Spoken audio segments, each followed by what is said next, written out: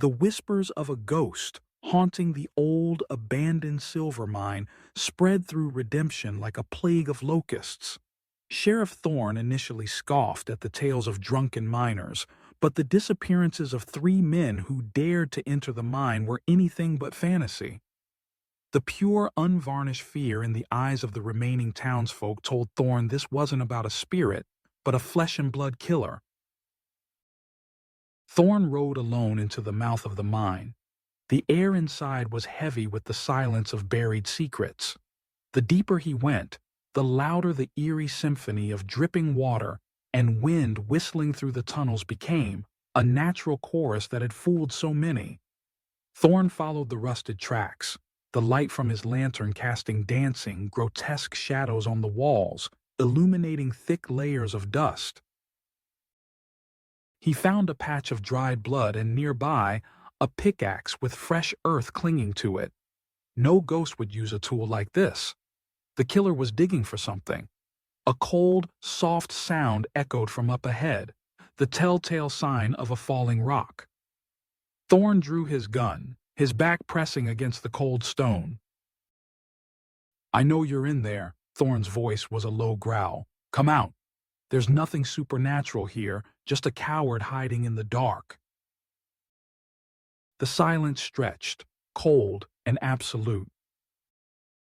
Then, a tall figure in a tattered duster emerged from the blackness.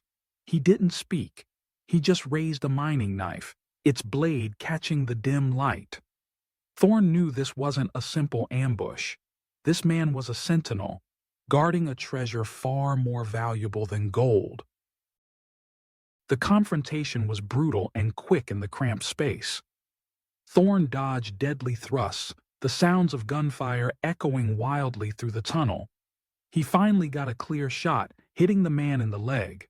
The killer fell, his hood slipping back to reveal a face horribly scarred and disfigured.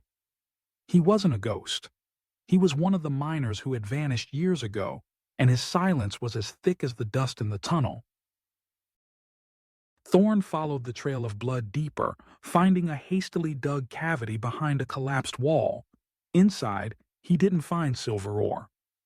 He found a hidden cache of the exact same strange quartz stones that the first victim, the geologist, had in his hand. Thorne's mind raced. He understood now. The founder's wealth wasn't from a lucky vein of silver, but from a deeper, uglier secret tied to these stones.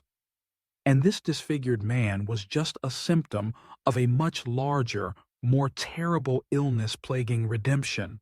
The true crime wasn't the robbery of a silver mine, but something far more primal and violent that had given birth to this entire town. He took a handful of the stones, then cuffed the wounded killer. The man still refused to speak, but his silence was a screaming confession. Thorne had a new lead, and he knew it would take him right to the heart of the town's power. And he knew that this time, the ghosts he would be hunting were still very much alive.